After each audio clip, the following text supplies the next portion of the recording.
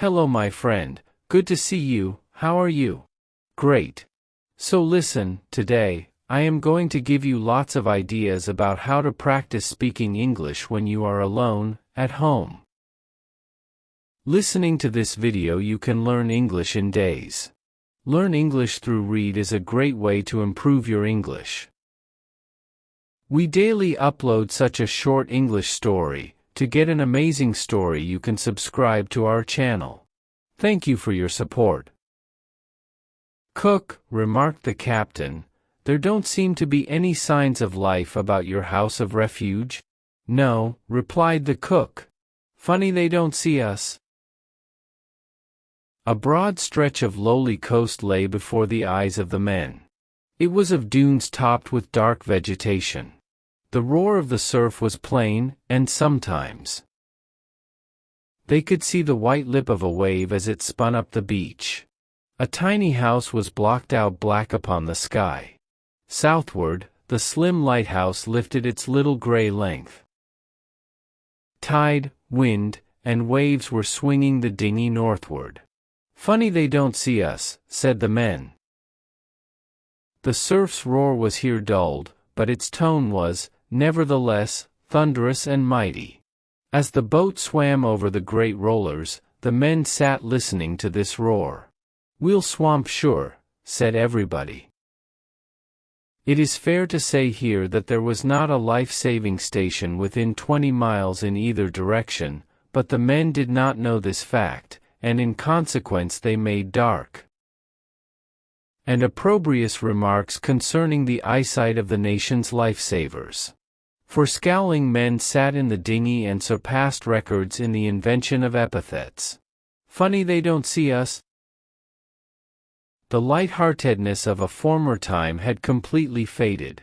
To their sharpened minds it was easy to conjure pictures of all kinds of incompetency and blindness and, indeed, cowardice. There was the shore of the populous land, and it was bitter and bitter to them that from it came no sign. Well, said the captain, ultimately, I suppose we'll have to make a try for ourselves.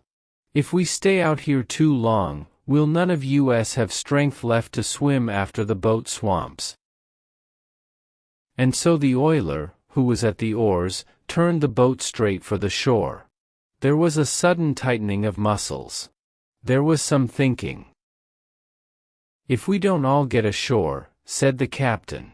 If we don't all get ashore, I suppose you fellows know where to send news of my finish? They then briefly exchanged some addresses and admonitions. As for the reflections of the men, there was a great deal of rage in them. Perchance they might be formulated thus. If I am going to be drowned, if I am going to be drowned, if I am going to be drowned, why, in the name of the 7 mad gods who rule the sea, was I allowed to come thus far and contemplate sand and trees? Was I brought here merely to have my nose dragged away as I was about to nibble the sacred cheese of life? It is preposterous. If this old ninny woman, Fate, cannot do better than this, she should be deprived of the management of men's fortunes. She is an old hen who knows not her intention. If she has decided to drown me, why did she not do it in the beginning and save me all this trouble? The whole affair is absurd. But no, she cannot mean to drown me. She dare not drown me. She cannot drown me. Not after all this work. Afterward the man might have had an impulse to shake his fist at the clouds. Just you drown me, now, and then hear what I call you. The billows that came at this time were more formidable. They seemed always just about to break and roll over the little boat in a turmoil of foam. There was a preparatory and long growl in the speech of them. No mind unused to the sea would have concluded that the dinghy could ascend these sheer heights in time. The shore was still afar. The oiler was a wily surfman. Boys, he said swiftly, she won't live 3 minutes more, and we're too far out to swim. Shall I take her to sea again, Captain? Yes. Go ahead, said the captain. This oiler, by a series of quick miracles, and fast and steady oarsmanship, turned the boat in the middle of the surf and took her safely to sea again. There was a considerable silence as the boat bumped over the furrowed sea to deeper water. Then somebody in gloom spoke. Well, anyhow, they must have seen us from the shore by now. The gulls went in slanting flight up the wind toward the gray desolate east. A squall, marked by dingy clouds, and clouds brick red, like smoke from a burning building, appeared from the southeast. What do you think of those life-saving people? Ain't they peaches? Funny they haven't seen us. Maybe they think we're out here for sport. Maybe they think we're fishing. Maybe they think we're damned fools. It was a long afternoon. A changed tide tried to force them southward. But wind and wave said northward. Far ahead, where coastline, sea, and sky formed their mighty angle, there were little dots which seemed to indicate a city on the shore. St. Augustine? The captain shook his head. Too near Mosquito Inlet. And the oiler rowed, and then the correspondent rowed. Then the oiler rowed. It was a weary business. The human back can become the seat of more aches and pains than are registered in books for the composite anatomy of a regiment. It is a limited area, but it can become the theater of innumerable muscular conflicts, tangles, wrenches, knots, and other comforts. Did you ever like to row, Billy? Asked the correspondent. No, said the oiler. Hang it. When one exchanged the rowing seat for a place in the bottom of the boat, he suffered a bodily depression that caused him to be careless of everything save an obligation to wiggle one finger. There was cold seawater swashing to and fro in the boat, and he lay in it. His head, pillowed on a thwart, was within an inch of the swirl of a wave crest, and sometimes a particularly obstreperous sea came inboard and drenched him once more. But these matters did not annoy him. It is almost certain that if the boat had capsized he would have tumbled comfortably out upon the ocean as if he felt sure that it was a great soft mattress. Ah, now we're all right. Now we're all right. There'll be a boat out here for us in half an hour. He's going on. He's running. He's going up to that house there. The remote beach seemed lower than the sea, and it required a searching glance to discern the little black figure. The captain saw a floating stick and they rowed to it. A bath towel was by some weird chance in the boat, and, tying this on the stick, the captain waved it.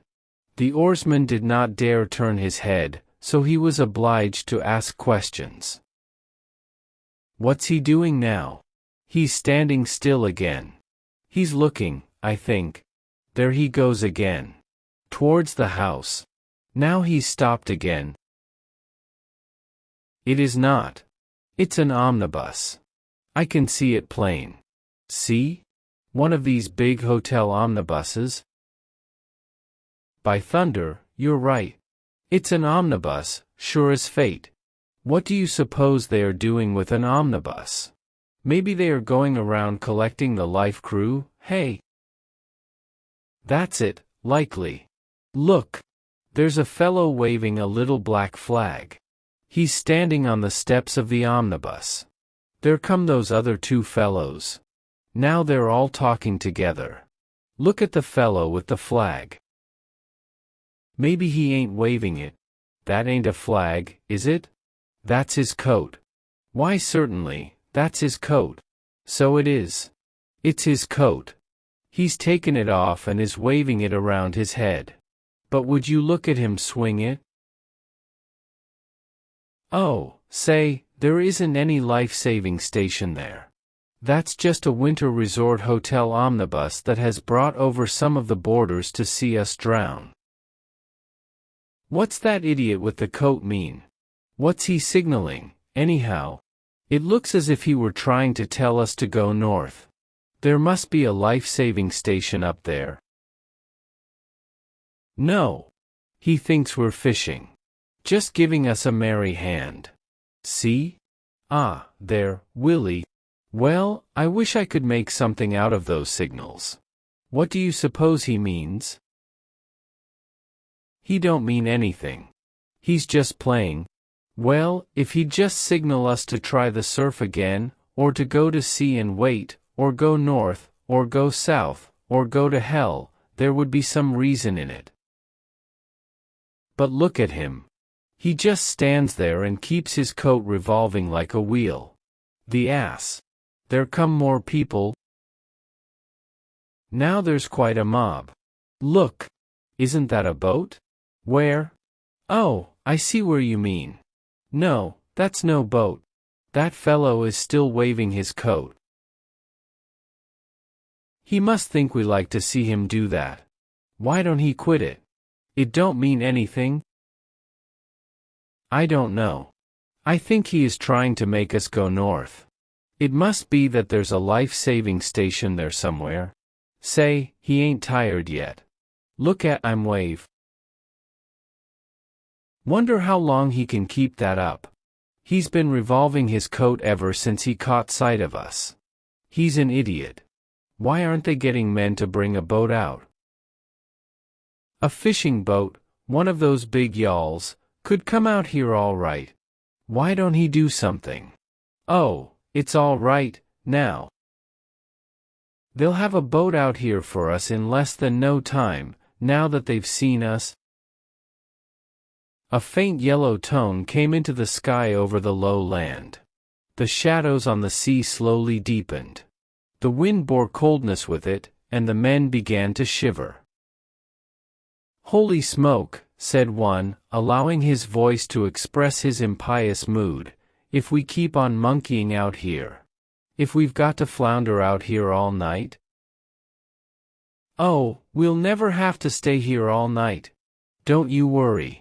They've seen us now, and it won't be long before they'll come chasing out after us. The shore grew dusky. The man waving a coat blended gradually into this gloom, and it swallowed in the same manner the omnibus and the group of people. The spray, when it dashed uproariously over the side, made the voyagers shrink and swear like men who were being branded. I'd like to catch the chump who waved the coat. I feel like soaking him one, just for luck. Why? What did he do? Oh, nothing, but then he seemed so damn cheerful. In the meantime the oiler rowed, and then the correspondent rowed, and then the oiler rowed. Gray-faced and bowed forward, they mechanically, turn by turn, plied the leaden oars. The form of the lighthouse had vanished from the southern horizon, but finally a pale star appeared, just lifting from the sea.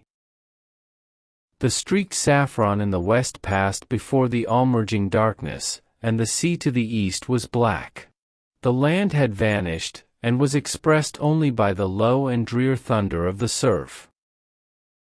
If I am going to be drowned, if I am going to be drowned, if I am going to be drowned, why, in the name of the 7 mad gods who rule the sea, was I allowed to come thus far and contemplate sand and trees? Was I brought here merely to have my nose dragged away as I was about to nibble the sacred cheese of life? The patient captain, drooped over the water jar, was sometimes obliged to speak to the oarsman. Keep her head up. Keep her head up. Keep her head up, sir. The voices were weary and low. This was surely a quiet evening. All save the oarsman lay heavily and listlessly in the boat's bottom. As for him, his eyes were just capable of noting the tall black waves that swept forward in a most sinister silence, save for an occasional subdued growl of a crest. The cook's head was on a thwart, and he looked without interest at the water under his nose. He was deep in other scenes. Finally he spoke. Billy, he murmured, dreamfully. "What kind of pie do you like best?" "Pie," said the oiler and the correspondent, agitatedly. "Don't talk about those things, blast you." "Well," said the cook, "I was just thinking about ham sandwiches, and—" A night on the sea in an open boat is a long night. As darkness settled finally, the shine of the light, lifting from the sea in the south, changed to full gold. On the northern horizon a new light appeared, a small bluish gleam on the edge of the waters. These two lights were the furniture of the world. Otherwise there was nothing but waves. Two men huddled in the stern, and distances were so magnificent in the dinghy that the rower was enabled to keep his feet partly warmed by thrusting them under his companions. Their legs indeed extended far under the rowing seat until they touched the feet of the captain forward. Sometimes, despite the efforts of the tired oarsmen, a wave came piling into the boat. An icy wave of the night, and the chilling water soaked them anew. They would twist their bodies for a moment and groan, and sleep the dead sleep once more, while the water in the boat gurgled about them as the craft rocked. The plan of the oiler and the correspondent was for one to row until he lost the ability, and then arouse the other from his sea-water couch in the bottom of the boat. The oiler plied the oars until his head drooped forward, and the overpowering sleep blinded him. And he rowed yet afterward. Then he touched a man in the bottom of the boat and called his name. "Will you spell me for a little while?" he said, meekly. "Sure, Billy," said the correspondent, awakening and dragging himself to a sitting position. They exchanged places carefully, and the oiler, cuddling down in the sea water at the cook's side, seemed to go to sleep instantly. The particular violence of the sea had ceased. The waves came without snarling. The obligation of the man at the oars was to keep the boat headed so that the tilt of the rollers would not capsize her, and to preserve her from filling when the crests rushed past.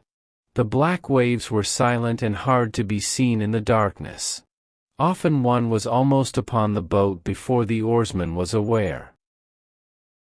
In a low voice the correspondent addressed the captain. He was not sure that the captain was awake, although this iron man seemed to be always awake. "Captain, shall I keep her making for that light north, sir?" The same steady voice answered him. "Yes. Keep it about 2 points off the port bow." The cook had tied a lifebelt around himself in order to get even the warmth which this clumsy cork contrivance could donate, and he seemed almost stove-like when a rower, whose teeth invariably chattered wildly as soon as he ceased his labor, dropped down to sleep. The correspondent, as he rowed, looked down at the two men sleeping underfoot. The cook's arm was around the oiler's shoulders, and, with their fragmentary clothing and haggard faces, they were the babes of the sea, a grotesque rendering of the old babes in the wood. Later he must have grown stupid at his work, for suddenly there was a growling of water, and a crest came with a roar and a swash into the boat. And it was a wonder that it did not set the cook afloat in his lifebelt. The cook continued to sleep, but the oiler sat up, blinking his eyes and shaking with the new cold. "Oh, I'm awful sorry, Billy," said the correspondent contritely. "That's all right, old boy," said the oiler, and lay down again and was asleep. Presently it seemed that even the captain dozed, and the correspondent thought that he was the one man afloat on all the oceans. The wind had a voice as it came over the waves, and it was sadder than the end. There was a long, loud swishing astern of the boat, and a gleaming trail of phosphorescence, like blue flame, was furrowed on the black waters. It might have been made by a monstrous knife. Then there came a stillness, while the correspondent breathed with the open mouth and looked at the sea. Suddenly there was another swish and another long flash of bluish light, and this time it was alongside the boat, and might almost have been reached with an oar.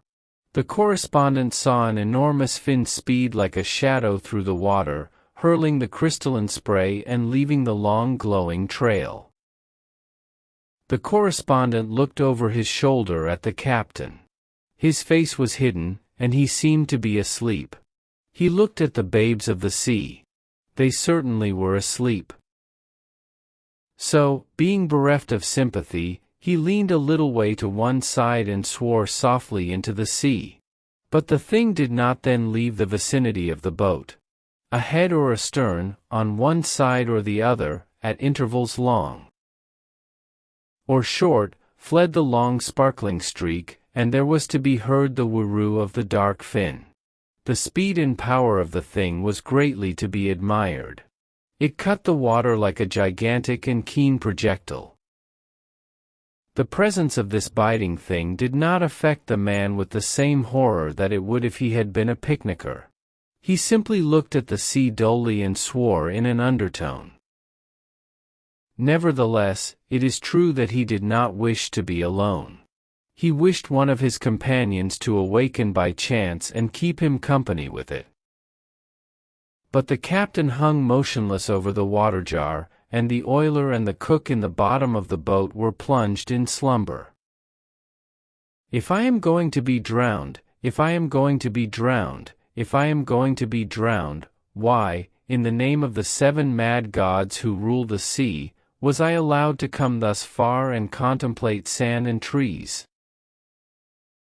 During this dismal night, it may be remarked that a man would conclude that it was really the intention of the 7 mad gods to drown him, despite the abominable injustice of it. For it was certainly an abominable injustice to drown a man who had worked so hard, so hard.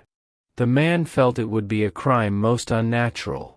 Other people had drowned at sea since galleys swarmed with painted sails, but still, when it occurs to a man that nature does not regard him as important, and that she feels she would not maim the universe by disposing of him, he at first wishes to throw bricks at the temple. And he hates deeply the fact that there are no bricks and no temples. Any visible expression of nature would surely be pelleted with his jeers. Then, if there be no tangible thing to hoot, he feels, perhaps, the desire to confront a personification and indulge in pleas, bowed to one knee, and with hands supplicant, saying, "Yes, but I love myself." A high cold star on a winter's night is the word he feels that she says to him. Thereafter he knows the pathos of his situation. The men in the dinghy had not discussed these matters, but each had, no doubt, reflected upon them in silence and according to his mind. There was seldom any expression upon their faces save the general one of complete weariness. Speech was devoted to the business of the boat. To chime the notes of his emotion, a verse mysteriously entered the correspondent's head. He had even forgotten that he had forgotten this verse, but it suddenly was in his mind. A soldier of the Legion lay dying in Algiers. There was lack of woman's nursing, there was dearth of woman's tears, but a comrade stood beside him, and he took that comrade's hand, and he said, "I shall never see my native land." In his childhood, the correspondent had been made acquainted with the fact that a soldier of the Legion lay dying in Algiers, but he had never regarded the fact as important. Myriads of his schoolfellows had informed him of the soldier's plight, but the dinning had naturally ended by making him perfectly indifferent. He had never considered it his affair that a soldier of the Legion lay dying in Algiers, nor had it appeared to him as a matter for sorrow. It was less to him than the breaking of a pencil's point. Now, however, it quaintly came to him as a human, living thing. It was no longer merely a picture of a few throws in the breast of a poet, meanwhile drinking tea and warming his feet at the grate. It was an actuality, stern, mournful, and fine. The correspondent plainly saw the soldier. He lay on the sand with his feet out straight and still, while his pale left hand was upon his chest in an attempt to thwart the going of his life. The blood came between his fingers. In the far Algerian distance, a city of low square forms was set against a sky that was faint with the last sunset hues. The correspondent, plying the oars and dreaming of the slow and slower movements of the lips of the soldier, was moved by a profound and perfectly impersonal comprehension. He was sorry for the soldier of the Legion who lay dying in Algiers.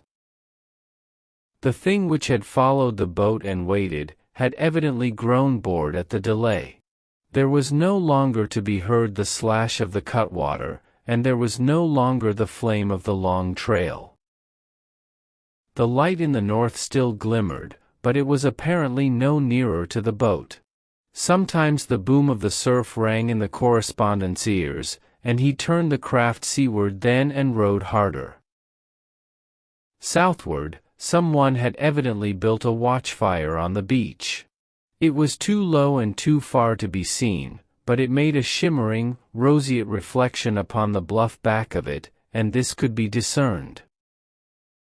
The wind came stronger, and sometimes a wave suddenly raged out like a mountain cat, and there was to be seen the sheen and sparkle of a broken crest.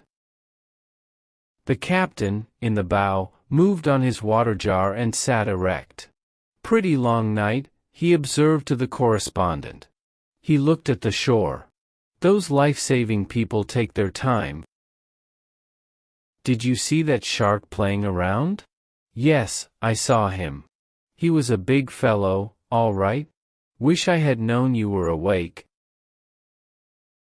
Later the correspondent spoke into the bottom of the boat. "Billy." There was a slow and gradual disentanglement. "Billy, will you spell me?" "Sure," said the oiler. As soon as the correspondent touched the cold comfortable sea water in the bottom of the boat, and had huddled close to the cook's lifebelt, he was deep in sleep, despite the fact that his teeth played all the popular airs. This sleep was so good to him that it was but a moment before he heard a voice call his name in a tone that demonstrated the last stages of exhaustion. "Will you spell me?" "Sure, Billy." The light in the north had mysteriously vanished, but the correspondent took his course from the wide-awake captain. Later in the night they took the boat farther out to sea, and the captain directed the cook to take one oar at the stern and keep the boat facing the seas. He was to call out if he should hear the thunder of the surf. This plan enabled the oiler and the correspondent to get respite together. "We'll give those boys a chance to get into shape again," said the captain. They curled down and, after a few preliminary chattering and trembles, slept once more the dead sleep. Neither knew they had bequeathed to the cook the company of another shark, or perhaps the same shark. As the boat caroused on the waves, spray occasionally bumped over the side and gave them a fresh soaking, but this had no power to break their repose. The ominous slash of the wind and the water affected them as it would have affected mummies. "Boys," said the cook, with the notes of every reluctance in his voice, "she's drifted in pretty close. I guess one of you had better take her to sea again." The correspondent, aroused, heard the crash of the toppled crests. As he was rowing, the captain gave him some whiskey and water, and this steadied the chills out of him. "If I ever get ashore, and anybody shows me even a photograph of an oar." At last there was a short conversation. "Billy, will you spell me?" "Sure," said the oiler. When the correspondent again opened his eyes, the sea and the sky were each of the gray hue of the dawning. Later, carmine and gold was painted upon the waters. The morning appeared finally, in its splendor, with a sky of pure blue, and the sunlight flamed on the tips of the waves. On the distant dunes were set many little black cottages, and a tall white windmill reared above them. No man, nor dog, nor bicycle appeared on the beach. The cottages might have formed a deserted village. The voyagers scanned the shore.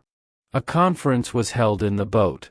"Well," said the captain, "if no help is coming we might better try a run through the surf right away. If we stay out here much longer we will be too weak to do anything for ourselves at all." The others silently acquiesced in this reasoning. The boat was headed for the beach. The correspondent wondered if none ever ascended the tall wind tower. And if then they never looked seaward. This tower was a giant, standing with its back to the plight of the ants. It represented in a degree, to the correspondent, the serenity of nature amid the struggles of the individual, nature in the wind, and nature in the vision of men. She did not seem cruel to him then, nor beneficent, nor treacherous, nor wise. But she was indifferent, flatly indifferent. It is, perhaps, plausible that a man in this situation, impressed with the unconcern of the universe, should see the innumerable flaws of his life, and have them taste wickedly in his mind. A distinction between right and wrong seems absurdly clear to him, then, in this new ignorance of the grave edge, and he understands that if he were given another opportunity, he would mend his conduct and his words, and be better and brighter during an introduction or at a tea. "Now, boys," said the captain, "she is going to swamp, sure. All we can do is to work her in as far as possible, and then when she swamps, pile out and scramble for the beach. Keep cool now, and don't jump until she swamps sure." The oiler took the oars. Over his shoulders he scanned the surf. "Captain," he said, "I think I'd better bring her about, and keep her head on to the seas and back her in." "All right, Billy," said the captain. "Back her in." The oiler swung the boat then and, seated in the stern, the cook and the correspondent were obliged to look over their shoulders to contemplate the lonely and indifferent shore. The monstrous inshore rollers heaved the boat high until the men were again enabled to see the white sheets of water scudding up the slanted beach. "We won't get in very close," said the captain. Each time a man could wrest his attention from the rollers, he turned his glance toward the shore, and in the expression of the eyes during this contemplation there was a singular quality. The correspondent, observing the others, knew that they were not afraid, but the full meaning of their glances was shrouded. As for himself, he was too tired to grapple fundamentally with the fact. He tried to coerce his mind into thinking of it, but the mind was dominated at this time by the muscles. And the muscles said they did not care. It merely occurred to him that if he should drown it would be a shame. There were no hurried words, no pallor, no plain agitation. The men simply looked at the shore. "Now, remember to get well clear of the boat when you jump," said the captain. Seaward the crest of a roller suddenly fell with a thunderous crash, and the long white comber came roaring down upon the boat. "Steady now," said the captain. The men were silent. They turned their eyes from the shore to the comber and waited. The boat slid up the incline, leaped at the furious top, bounced over it, and swung down the long back of the wave. Some water had been shipped and the cook bailed it out. But the next crest crashed also. The tumbling boiling flood of white water caught the boat and whirled it almost perpendicular. Water swarmed in from all sides. The correspondent had his hands on the gunwale at this time. And when the water entered at that place he swiftly withdrew his fingers, as if he objected to wetting them. The little boat, drunken with this weight of water, reeled and snuggled deeper into the sea. "Bail her out, cook. Bail her out," said the captain. "All right, captain," said the cook. "Now, boys, the next one will do for us, sure," said the oiler. "Mind to jump clear of the boat." The third wave moved forward, huge, furious, implacable. It fairly swallowed the dinghy, and almost simultaneously the men tumbled into the sea. A piece of lifebelt had lain in the bottom of the boat, and as the correspondent went overboard he held this to his chest with his left hand. The January water was icy, and he reflected immediately that it was colder than he had expected to find it off the coast of Florida. This appeared to his dazed mind as a fact important enough to be noted at the time. The coldness of the water was sad, it was tragic. This fact was somehow so mixed and confused with his opinion of his own situation that it seemed almost a proper reason for tears. The water was cold. When he came to the surface he was conscious of little but the noisy water. Afterward he saw his companions in the sea. The oiler was ahead in the race. He was swimming strongly and rapidly.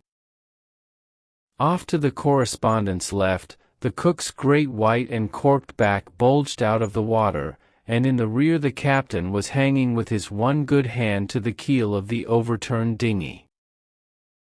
There is a certain immovable quality to a shore, and the correspondent wondered at it amid the confusion of the sea. It seemed also very attractive, but the correspondent knew that it was a long journey, and he paddled leisurely. The piece of life-preserver lay under him, and sometimes he whirled down the incline of a wave as if he were on a hand sled. But finally he arrived at a place in the sea where travel was beset with difficulty. He did not pause swimming to inquire what manner of current had caught him, but there his progress ceased. The shore was set before him like a bit of scenery on a stage, and he looked at it and understood with his eyes each detail of it. As the cook passed, much farther to the left, the captain was calling to him, "Turn over on your back, cook. Turn over on your back and use the oar." "All right, sir." The cook turned on his back, and, paddling with an oar, went ahead as if he were a canoe. Presently the boat also passed to the left of the correspondent with the captain clinging with one hand to the keel. He would have appeared like a man raising himself to look over a board fence, if it were not for the extraordinary gymnastics of the boat. The correspondent marveled that the captain could still hold to it. They passed on, nearer to shore, the oiler, the cook, the captain, and following them went the water jar, bouncing gaily over the seas. The correspondent remained in the grip of this strange new enemy, a current. The shore, with its white slope of sand and its green bluff, topped with little silent cottages, was spread like a picture before him. It was very near to him then, but he was impressed as one who in a gallery looks at a scene from Brittany or Holland. He thought, "I am going to drown? Can it be possible? Can it be possible? Can it be possible?" Perhaps an individual must consider his own death to be the final phenomenon of nature. But later a wave perhaps whirled him out of this small deadly current, for he found suddenly that he could again make progress toward the shore. Later still, he was aware that the captain, clinging with one hand to the keel of the dinghy, had his face turned away from the shore and toward him, and was calling his name. "Come to the boat! Come to the boat!" In his struggle to reach the captain and the boat, he reflected that when one gets properly wearied, drowning must really be a comfortable arrangement, a cessation of hostilities accompanied by a large degree of relief, and he was glad of it, for the main thing in his mind for some moments had been horror of the temporary agony. He did not wish to be hurt. Presently he saw a man running along the shore. He was undressing with most remarkable speed. Coat, trousers, shirt, everything flew magically off him. "Come to the boat," called the captain. "All right, Captain." As the correspondent paddled, he saw the captain let himself down to bottom and leave the boat. Then the correspondent performed his one little marvel of the voyage. A large wave caught him and flung him with ease and supreme speed completely over the boat and far beyond it. It struck him even then as an event in gymnastics, and a true miracle of the sea. An overturned boat in the surf is not a plaything to a swimming man. The correspondent arrived in water that reached only to his waist, but his condition did not enable him to stand for more than a moment. Each wave knocked him into a heap, and the undertow pulled at him. Then he saw the man who had been running and undressing and running, come bounding into the water. He dragged ashore the cook, and then waded towards the captain, but the captain waved him away, and sent him to the correspondent. He was naked as a tree in winter, but a halo was about his head. And he shone like a saint. He gave a strong pull, and a long drag, and a bully heave at the correspondent's hand. The correspondent, schooled in the minor formula, said, "Thanks, old man." But suddenly the man cried, "What's that?" He pointed a swift finger. The correspondent said, "Go." In the shallows, face downward, lay the oiler. His forehead touched sand that was periodically between each wave, clear of the sea. The correspondent did not know all that transpired afterward. When he achieved safe ground he fell, striking the sand with each particular part of his body. It was as if he had dropped from a roof, but the thud was grateful to him. It seems that instantly the beach was populated with men with blankets, clothes, and flasks, and women with coffee pots, and all the remedies sacred to their minds. The welcome of the land to the men from the sea was warm and generous, but a still and dripping shape was carried slowly up the beach. And the land's welcome for it could only be the different and sinister hospitality of the grave. When it came night, the white waves paced to and fro in the moonlight. And the wind brought the sound of the great sea's voice to the men on shore, and they felt that they could then be interpreters. When you want to learn English, you need to have motivation to use English every day. Thank you so much for watching video. Improve your reading, listening and pronunciation skills to learn effective English. Especially for beginners and professionals too can use it to keep practicing. The more you practice, more fluent your English would be. Enjoy the stories as well as learn English at the same time. Welcome to Channel English Merl, the perfect place for everyone who wants to learn English quickly and easily. Join us on a fun journey where we make learning English simple and enjoyable. Whether you're just starting or already know some English, our channel will help you get better fast. Listening is a great way to improve your English. When we were babies, we learned our native languages by listening to people around us. So, the best way to improve your English is to listen to as much English as possible. Join our vibrant community of learners from around the world who are committed to unlocking the doors to effective communication in English. Subscribe now, hit the notification bell, and embark on a transformative language learning adventure with English Merl.